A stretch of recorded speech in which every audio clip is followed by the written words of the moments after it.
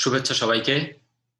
সুমেনচন্দ্রের জন্ম শতবার্ষিকীতে সুমেনচন্দ্র পাঠাগার কর্তৃক সুমেনচন্দ্র জন্ম শতবার্ষিকী ভিডিও স্মারক বক্তৃতা অনুষ্ঠান আয়োজনের জন্য সুমেনচন্দ্র পাঠাগারের সংগঠক এবং সর্বস্তরের সকল সদস্যকে প্রণতি জানাই। আন্তরিক সাধুবাদ, ধন্যবাদ, শুভেচ্ছা।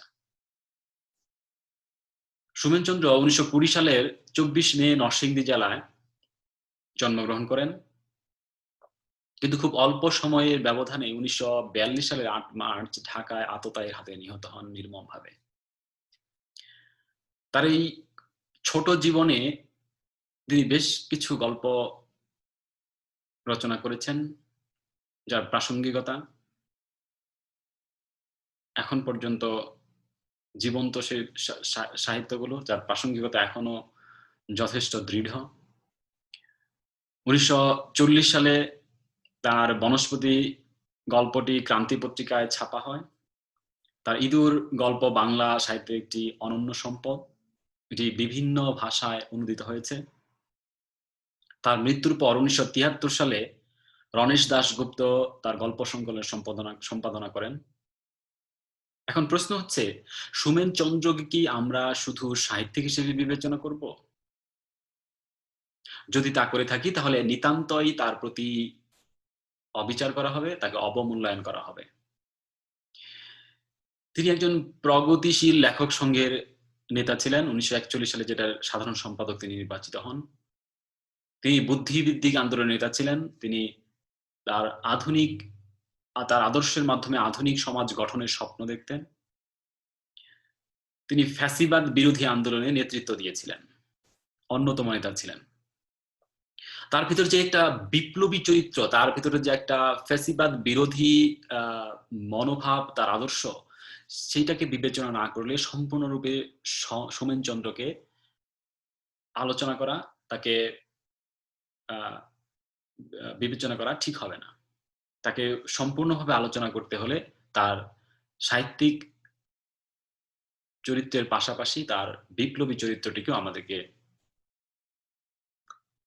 মূল্যায়ন করতে হবে, আমাদেরকে বিবেচনায় আনতে হবে।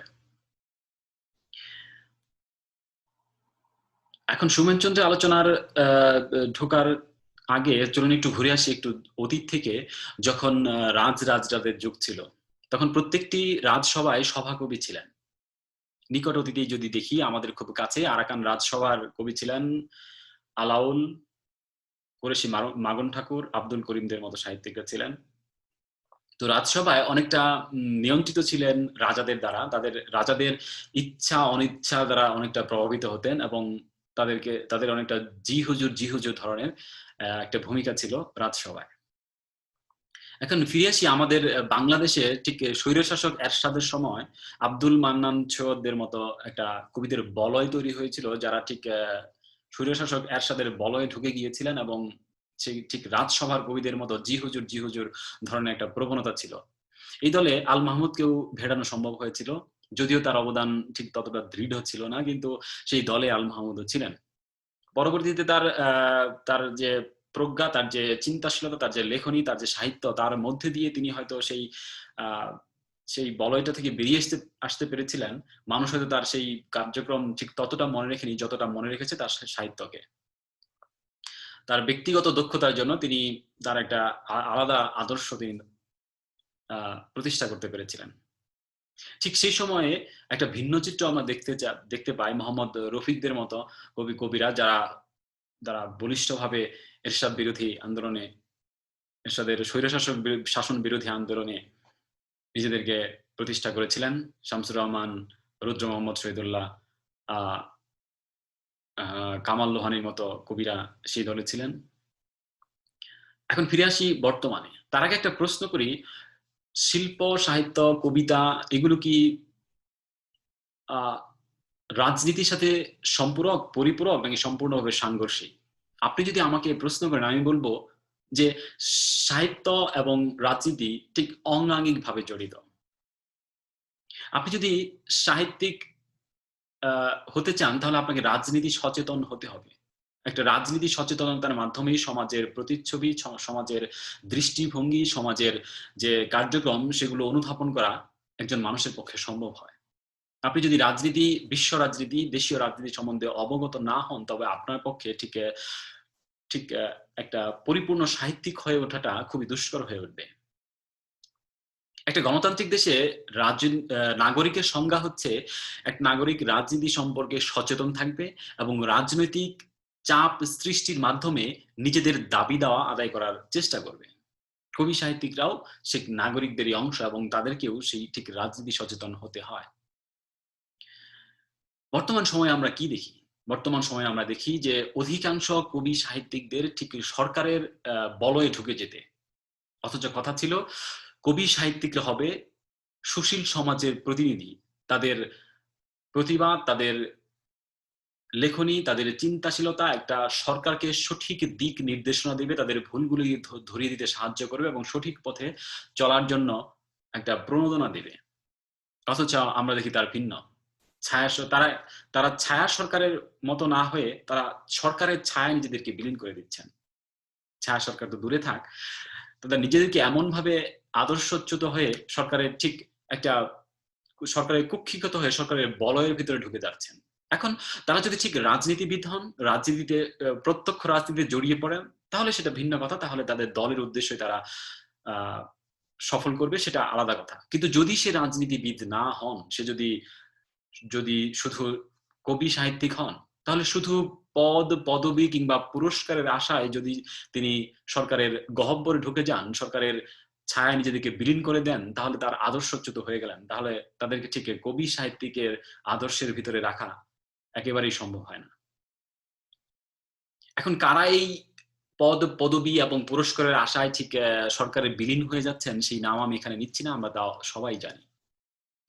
আবার ঠিক অন্য চিত্রও দেখা যায় কিছু ক্ষেত্রে। এখনো কেউ আছেন যারা হচ্ছে ন্যায় প্রতিষ্ঠার জন্য সংগ্রাম করে যাচ্ছেন। অন্যায়কে অন্যায় হিসেবে বলেন, মিথ্যাকে মিথ্যা হিসেবে বলেন, সত্যকে সত্য হিসেবে বলেন। অন্তত সত্য বলতে না পারলেও মিথ্যাকে সত্য বলে কখনো চালিয়ে দেন না। এই করতে গিয়ে হয়তো অনেকে সরকারের রোষানলেও পড়েছেন, সেটা ভিন্ন কথা। কারা পড়েছেন তাদের নামও আমি ঠিক এখানে আনছি না। অনেকের নাম হয়তো আমি জানিও না।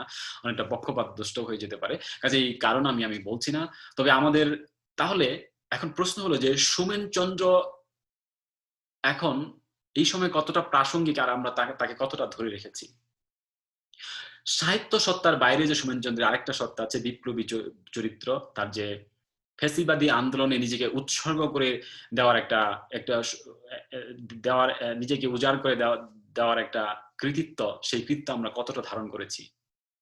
আমি তো বলব যে সেই কৃতিত্ব এখন আমরা একেবারেই ভুলে গিয়েছি। যদি তাই হতো তাহলে আমরা সত্যকে সত্য বলতাম। ন্যায় প্রতিষ্ঠার ন্যায় এবং সাম্যবাদী একটা কল্যাণ রাষ্ট্র প্রতিষ্ঠার জন্য আমরা কাজ করতাম। তার বদলে আমরা দেখেছি বিভিন্ন সময় বিভিন্ন স্বার্থের কাছে কবি সাহিত্যিকরা বিক্রি হয়ে যেতে, বিলীন হয়ে যেতে এবং নিষ্ক্রিয় থাকতে। এই প্রবণতা একটা জাতির জন্য কখনোই শুভ হতে পারে না। একটা আয়নার সামনে দাঁড়ালে যেমন আমার মুখের সবকিছু পরিষ্কার হয়ে ওঠে, ঠিক শিল্পী সাহিত্যিকদের মাধ্যমে একটা জাতির সব সবকিছু নিপুণভাবে ফুটে ওঠে। এবং সেই শিল্পী সাহিত্যিক সুশীল সমাজের প্রতিনিধি হয়ে তারা ছায়া সরকার গঠনের মাধ্যমে সরকারকে এবং সমাজকে সঠিক পথে পরিচালিত করার কথা ছিল। কিন্তু আমরা সেটা বর্তমান সময়ে একেবারেই হতে দেখছি না। তাহলে সোমেন চন্দ্রের আদর্শকে আমরা বলতে হবে যে আমরা আসলে ধারণ করতে পারিনি। সেই সোমেন চন্দ্রের আদর্শ, তাদের যে তার যে ফ্যাসিবাদ বিরোধী আদর্শ, তার যে সত্য প্রতিষ্ঠা আন্দোলনের আদর্শ, তার যে কল্যাণ সমাজ গঠনের আদর্শ, সেটা আমরা ধারণ করতে পারিনি। এখন প্রশ্ন হচ্ছে যে সোমেন চন্দ্র পাঠাগারের যে সংগঠকরা তারা কতটা ধারণ করেছে? তারা হয়তো আমার উপর রুষ্ট হবেন। কিন্তু বাস্তবতা হচ্ছে এই, যদি আমরা একটা আদর্শকে আ অন্যজনকে সেই আদর্শ দিয়ে প্রভাবিত করতে চাই, অন্যের মধ্যে ছড়িয়ে দিতে চাই, তাহলে সেই আদর্শকে আমাকে নিজেকে আগে ধারণ করতে হবে। ততক্ষণ পর্যন্ত কোনো আদর্শ মানুষের মধ্যে রেখাপাত করবে না, মানুষ তার দ্বারা প্রভাবিত হবে না, যতক্ষণ পর্যন্ত সেই আদর্শটা আমি আমার নিজের মধ্যে ধারণ না করব। আমি চাইবো সোমেন চন্দ্র পাঠাগারের সকল সংগঠক সদস্যরা তার সাথে জড়িত সবাই ন্যায় প্রতিষ্ঠার এই আন্দোলনে অবিচল দৃঢ় থাকবে, তারা সত্য প্রতিষ্ঠার আন্দোলনে প্রতিবাদী হয়ে উঠবে। এখন প্রশ্ন হচ্ছে, আমি কি তাদেরকে সশস্ত্র হতে বলছি? কখনোই না। বর্তমান সমাজ ধনতান্ত্রিক সমাজ, বুর্জোয়া সমাজ এবং একটা প্রতাপশালী সমাজ, যেটাকে সাম্রাজ্যবাদী সমাজ বলতে পারেন। এখন প্রশ্ন হচ্ছে, আমি কি তাহলে এই সাম্রাজ্যবাদী সমাজকেই সমর্থন করছি? একটা ধনতান্ত্রিক বুর্জোয়া সমাজ কাঠামোকে সমর্থন করছি? কখনোই না। এখন আপনি যদি আমাকে একটা সাম্যবাদী কল্যাণ রাষ্ট্র, কল্যাণ সমাজ ফিরিয়ে দিতে পারেন, তাহলে আপনাকে সাধুবাদ। কিন্তু যদি তা দিতে না পারেন, তাহলে এই সাম্রাজ্যবাদী ধনতান্ত্রিক এবং বুর্জোয়া সমাজের মধ্যে থেকে আপনাকে বুদ্ধিভিত্তিক আন্দোলন পরিচালনার মাধ্যমে একটা সাম্যবাদী কল্যাণ সমাজ প্রতিষ্ঠার ভূমিকা রাখতে হবে। তার জন্য এখনই হচ্ছে উপযুক্ত সময়।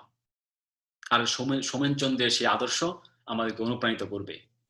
সেই সোমেনচন্দ্রের আদর্শ কল্যাণ রাষ্ট্র এবং সাম্যবাদী রাষ্ট্র প্রতিষ্ঠায় সবার মধ্যে প্রভাবিত হোক, এই আশাবাদ ব্যক্ত করেই সবাইকে ধন্যবাদ।